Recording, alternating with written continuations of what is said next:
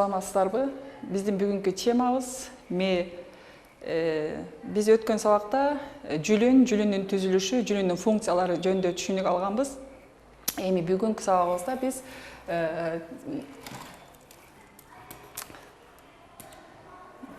сабагыбыздын эң негизги максаты бул мээнин түзүлүшү, мээнин үлүштөрү, чоң жарым шарлардын функциялары жөнүндө түшүнүк ала алабыз. Борбордук нерв системасы жөнүндө алган билимдерибизди турмушта пайдаланганга үйрөнөбүз. Жана борбордук нерв системасына жана мээге терс таасир этүүчү факторлордон сактанууга түшүнүк ала алат экенбиз. Эми биз адамдын мээси денебиздеги эң негизги борбордук нерв системабыздын бири болуп аткандыгына байланыштуу мээнин салмагы ар түрдүү организмдерде ар кандай болуп эсептелинет экен. Эң төмөнкү сүйлүштөгү жаныбарларды алып көрө турган болсок, балыктын мээси 0,02 граммга барабар болуп эсептелинет экен. Келемиштин мээси 1,6 граммга барабар болуп эсептелинет экен. Киттики 1700 граммга барабар экен, пилдики 4700 граммга, маймылдыкы 355 граммга, ал эми адамдыкы болсо 1400 граммга барабар экен. Бирок баардык эле адамдардын мээси 1400 грамм болбойт. Булар жашына жараша өзгөрүлүп турат экен. Акыл эси калыптанган адамдын мээси 1400 граммга чейин болот экен. Аялдарда мээнин салмагы 10%ке азыраак болуп эсептелинет экен. Ал эми акыл эси кем адамдарда мээнин салмагы мындан көбүрөөк болуп эсептелинет экен. Эми биз ойлойбуз, күндөлүк турмушта мээ канчалык чоң болсо, биздин мээбиздин иштөө механизми дагы ошончолук чоң деп. Тилекке каршы, бирок мээбиздин чоңдугуна эмес, мээбиздин салмагына эмес, биз мээбиздин ичиндеги чоң жарым шарлардын бырыштарына жана буткулдарына көз каранды болот экен. Мисалы, орус окумуштусу Чургеновдун мээсинин салмагы 2012 грамм болгон экен. Ал эми Лениндин мээсинин салмагы бул 1340 грамм болгон экен. Бирок баардык адамдарда мээнин салмагы бул жашына жараша, жынысына жараша кичине өзгөрүлүп турат экен. Адамдын мээсинин салмагы бул денесинин түзүлүшүнө жараша салмагынын 2 гана процентин түзүп турат экен. Эми биз мээ жөнүндө азыр видео көрүп алалы. Ошол видеону көргөндөн кийин анан мээнин функциялары жөнүндө түшүнүгүбүздү андан ары уланталы. Баш мээбиз. Адамдын баш мээси бул борбордук нерв системасынын бир бөлүгү болуп эсептелинет. Адамдын баш мээсинде негизинен 5 бөлүккө бөлүнгөн бөлүмдөрү болуп эсептелинет. Ал 5 бөлүккө бөлүнгөн мээси эң биринчи бул сүйрү мээси, көпүрө мээси,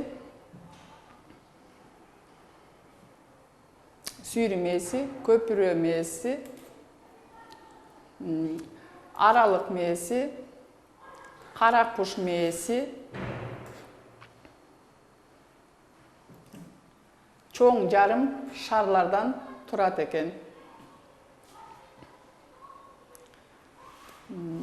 Чоң жарым шарлардын астында бул мээнин бөлүгү ак заттан жана боз заттан турат экен. Ак затыбызда жана боз затыбыз биригип келип, бул мээнин тканьдарын түзүп турат. Мээнин тканьдарында сыртындан чел кабык менен капталып турат. Анын астында боз заты жайгашып турат. Жана ак заттан турган нерв тканьын түзүп турат экен. Бул нерв системасындагы эң негизги бөлүгүбүз болуп аткан мээнин бөлүмдөрүнүн аткарган кызматтары болуп эсептелинет экен.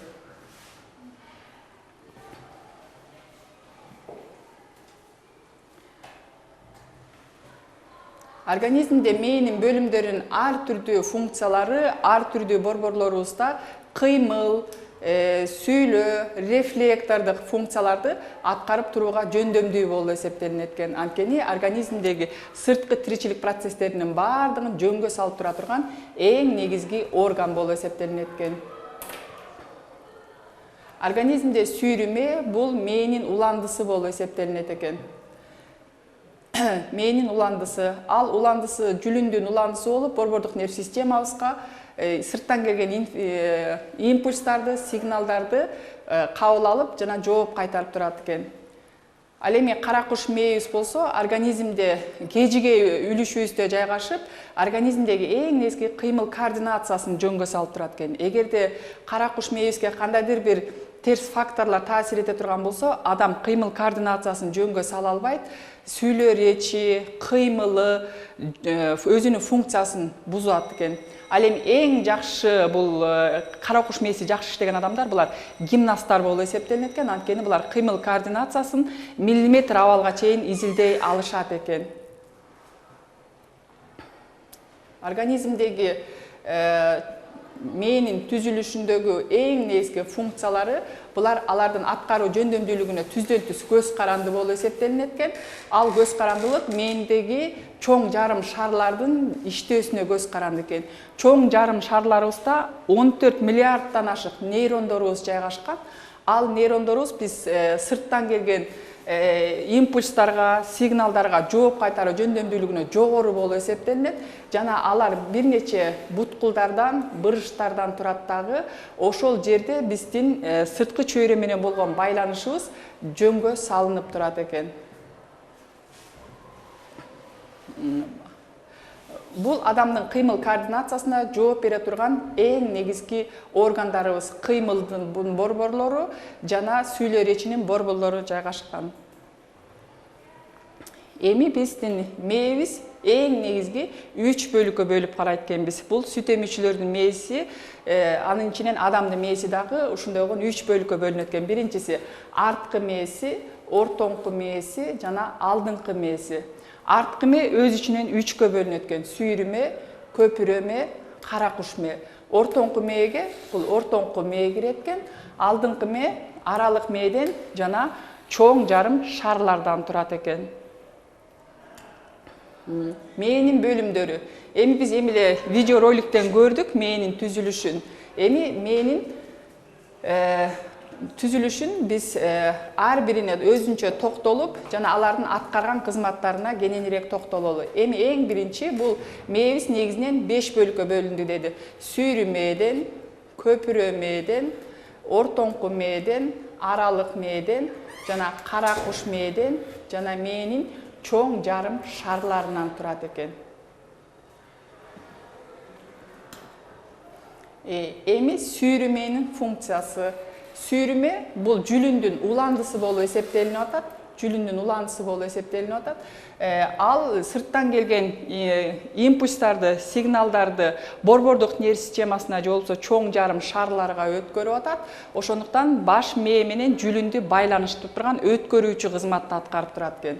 Экинчи рефлектордук кызматы. Рефлектордук кызматы бул чоң жарым шарлардагы импульстарды, сигналдарды аткаруучу органдарга, булчуңдарыбызга, ички органдар системабызга жана дем алуу органдарына өткөрүп, бирдиктүү системаны түзүп турат экен. Үчүнчүбүз дем алууну жөнгө салат, же болбосо дем алуу органдарынын мурун көңдөйү, коко, колко, өпкө исиркектердин иштөө механизмин сүйрүмө жөнгө салып турат экен дагы. Биз атмосфералык аба менен дем алып атканыбызда эң негизги дем алуунун жолдорун иштеп чыгып жана аны аткарып турат экен. Төртүнчү функциясы жүрөк жана кан тамыр системаларынын ишин жөнгө салат. Бул жүрөк организмдеги кан айлануу системасынын эң негизги органы болуп эсептелинет. Веналык кан тамырлар, артериялык кан тамырлар аркылуу келген кандардын баардыгын бирдиктүү системасын аткарып, жүрөктүн иштөө механизмин жөнгө салат, же болбосо организмде жүрүп жаткан кан айлануу системасынын ишин башкарып турат экен. Бешинчи тамак сиңирүү системабыздыкы. Тамак сиңирүү системабыздыкын бул биздин эң негизги сырткы чөйрө менен болгон байланышты энергия менен камсыз кылуудагы бул тамак сиңирүү системасы ооз көңдөйүнөн баштап тамактын акыркы продуктыларына чейин механизмдерин ушул сүйрү мээбиз аткарат экен. Андан кийинкибиз бул организмдеги коргонуу рефлекстерин жөнгө салат экен. Мисалы, жөтөлүү, чүчкүрүү процесстерин. Мисалы, биз эгерде сырткы чөйрөдө бир кандайдыр бир нерсе организмге таасир этсе, Мисалы, ал нерселер организм үчүн жагымсыз боло турган болсо, биз аларда коргонуу рефлексин аткарабыз. Мисалы, үйдөн, үй шартында мисалы мурчту же болбосо калемпирди жыттап ала турган болсок, сөзсүз түрдө ал организмге келгенден кийин мурун көңдөйүн кычыштырат. Ошол мезгилде ал мурун көңдөй үчүн жагымсыз болгондуктан, ал рецепторлор ал жерден жооп кайтаруу процессин чүчкүрүү аркылуу жүргүзөбүз да. Ошол процесс сүйрүмө аркылуу иш жүзүнө ашат экен. Андан кийинки мээбиз бул көпүрө мээ болуп эсептелинет экен. Көпүрөбүз бул организмдерде сырттан келген жүлүндөн сүйрүмөгө келген импульстарды чоң жарым шарларга өткөзөт. Чоң жарым шарлардан өткөзгөн импульстар кайра синтезделинип, организмдеги нерв талчаларына жиберилет дагы. Анан нерв талчалары аркылуу биз аларды иш жүзүнө ашырып турат экенбиз. Мисалы, чайноонун, мисалы, тамакты чайнап аткандагы процесстерибиз, жана күнүмдүк турмушта сагыз чайнап аткандагы процесстерибиз ушул көпүрө мээ аркылуу иш жүзүнө ашырылат экен.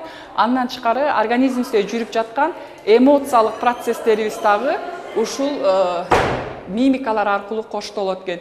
Мимикалар ар түрдүү болушу мүмкүн. Мисалы, коркуудагы мимикаларыбыз, же болбосо сүйүнгөндөгү мимикаларыбыз ар түрдүүчө болушу мүмкүн экен. Андан кийинки мээбиз кара куш мээси. Кара куш мээси бул кежиге үлүшүнүн жана чоң жарым шардын астында жайгашкан. Бул эң негизгиси эки жарты шарды бириктирип турат дагы курт сымал өсүндү деген түшүнүктө пайда кылат. Негизги функциясы организмде тең салмактуулукту же болбосо кыймыл координациясын жөнгө салып турат.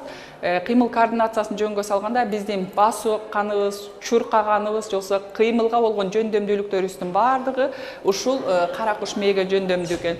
Андан тышкары автоматташкан нерселерди кармайт экенбиз. Кармаганыбыз мисалы биздин ручканы кармап атканыбыз, ошо ручканы кармап аткан мезгилде дагы биз башка бармагыбыз менен төрт манжабызга карама каршы жайгашкандыгына байланыштуу биз каалагандай нерсени ирээттүү түрдө кармай алабыз да. Мисалы, эң жөнөкөй телефондун кичинекей клавиатураларын, компьютердин клавиатураларын, музыкалык инструменттердин клавиатураларын ошол басканыбыз, ошо автоматташкан кыймыл органдарыбыз бул кара куш мээбизге таасир этет экен.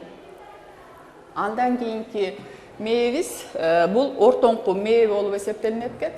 Ортоңку мээбиз сүйрүмөдөн кийин, көпүрө мээден кийин жайгашкан экен. Ортоңку мээ өзү аты айтып тургандай эле алдыңкы мээ менен арткы мээни байланыштырып турган мээ болуп эсептелинет.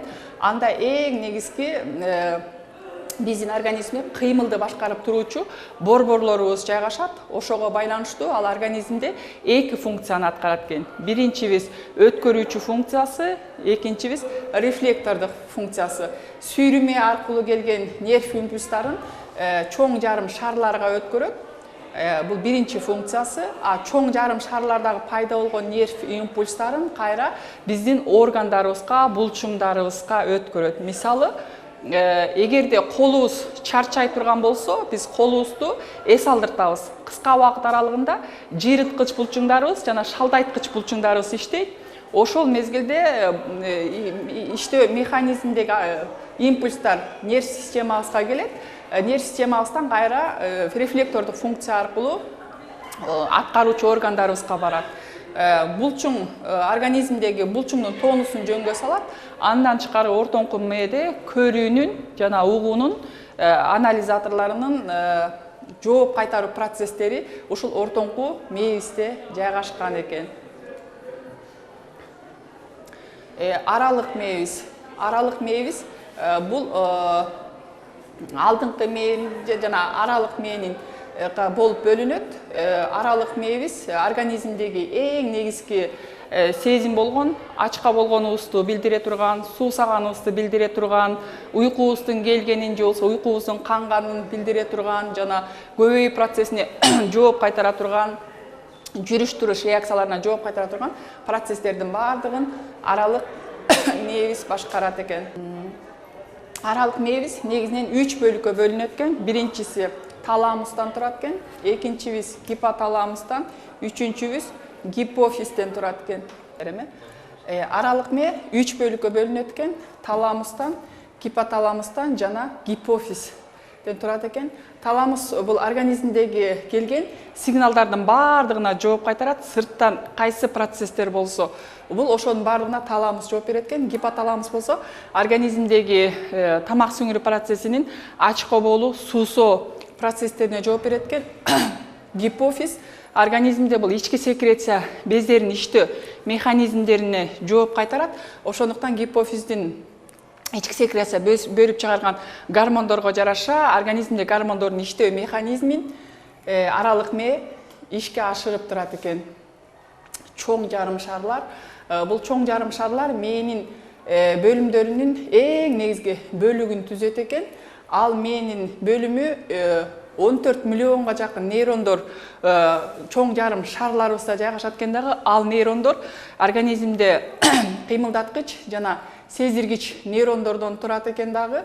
Ошолор алып келген импульстар, сигналдарга жараша бизде жооп кайтаруу процесси жүрөт экен. Кыртыштын жогорку бөлүгүндөгү турганы ак заттан турат экен. Ак заттын терең жериндеги топтор, булар негизги ганглийлер деп аталат экен дагы, организмдерге жооп кайтаруу реакциясын камсыз кылып турат экен.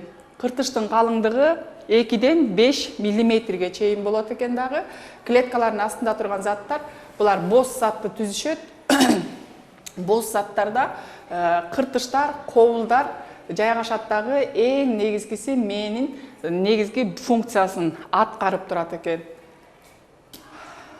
Мээнин ак жана боз затты турган заттары бул организмге ар түрдүү информацияларды, кабарларды алып келип, жана ошого жараша жооп кайтаруу процесси ак жана боз затта турат экен. Организмде мээнин үлүштөрү негизинен 4 бөлүккө бөлүнөт экен. Биринчиси маңдай үлүшү, төбө үлүшү, 2 чыкый үлүшү, анан кара куш үлүшү болуп.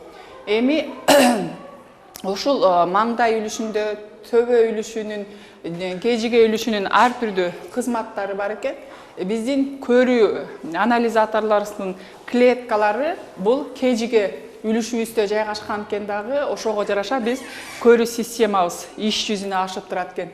Ал эми 2 чыкый үлүшүндө бул угуу анализаторлорунун клеткалары жайгашат экен. Ошого байланыштуу биздин угуу жөндөмдүүлүгүбүз же болбосо сырткы чөйрөгө болгон жөндөмдүүлүгүбүз иш жүзүнө ашып турат экен. Организмде мээнин үлүштөрү сырткы чөйрө менен болгон байланышты же болбосо сезүү анализаторлорунун функцияларын аткарып турат экен. Үйгө тапшырма параграф 10 12-14 сүрөттү тартып келебиз. Анан төмөнкү таблицаны толтурабыз. Төмөнкү таблицада мээнин бөлүмдөрүн жазабыз, канча бөлүмгө бөлүнгөнүн, андан кийин түзүлүшүн жазабыз, анан аткарган функцияларын жазат экенбиз. Саламатта калыңыздар.